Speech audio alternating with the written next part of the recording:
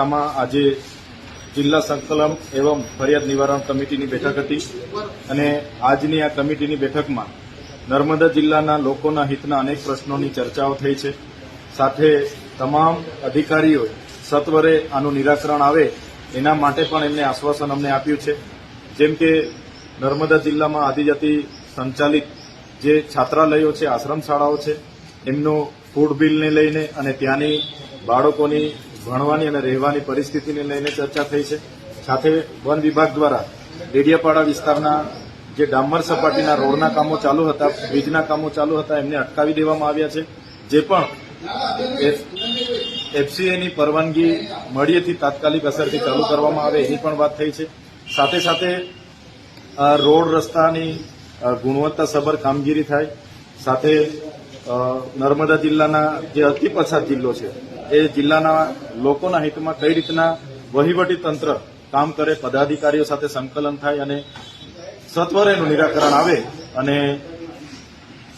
વહીવટી તંત્ર જે ગત જિલ્લા સંકલનમાં નેશનલ હાઈવેના કેટલાક બ્રિજો બંધ છે એને પણ પુનઃ ચાલુ કરવામાં આવે. વન અધિકારના અધિનિયમો અંતર્ગત જે 5360 દાવાઓ પેન્ડિંગ છે એના માટે પણ કમિટીની બેઠક મળે. સાથે સાથે અમે જે એટીવીટીની મિટિંગમાં જે સભ્યને લઈને અમારો વિવાદ થયો હતો એ કમિટીના સભ્યને પણ બદલી કરવામાં આવે એની પણ અમે આજે માંગ રાખી છે. અને વહીવટી તંત્ર દ્વારા આરોગ્યમાં જે ભરતી પ્રક્રિયાઓમાં જે ઘટ છે, શાળાઓમાં શિક્ષકોની ઘટ છે, ઓરડાઓની ઘટ છે, તમામ બાબતોને લઈને એ નિરાકરણ લાવવા માટેની એમણે બાહેધરી આજે આપી છે.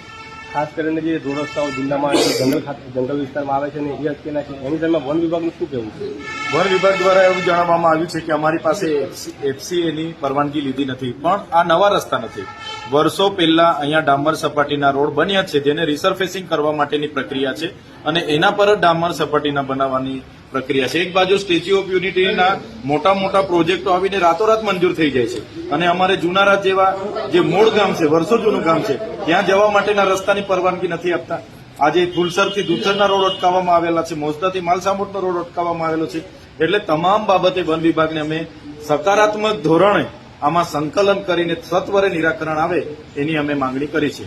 સર, જે જૂનો મુદ્દો છે કે જે ખર્ચની વિગત આવે માંગેલી છે પીએમના કાર્યક્રમમાં અને એ હજી બાકી છે, એમાં શું મુદ્દે શું? અમે ગત 24/12/2025ના રોજ એ બાબતનો ખુલાસાની માંગણી કરી હતી અને આજે એ બાબતે અમારે કાર્યપાલક ઇજનેર જે સતીશભાઈ મોદીજી છે એમની સાથે આજે ચર્ચા કરવાની હતી, પણ જેઓ ગાંધીનગર કોઈ મિટિંગમાં કલેક્ટર સાહેબ સાથે ગયેલા હોય જેના કારણે હાજર નથી, એટલે એ આવ્યેથી અમે એમની સાથે રૂબરૂ મળીને ચર્ચા કરી. એવું કહી શકાય કે આજે સવાલો જે બાકી છે, અણિયાળા સવાલો છે, તમારા દ્વારા પૂછવામાં આવવાના, તેના માટે ખાસ કરીને એમના રજા પર ઉતરી ગયા હોય કે નથી આવ્યા એના માટે એમના પ્રતિનિધિ હાજર હતા. એમણે એવું કીધું છે કે ગાંધીનગર કોઈ મિટિંગમાં ગયા છે અને અમે અહીંયા જ છે.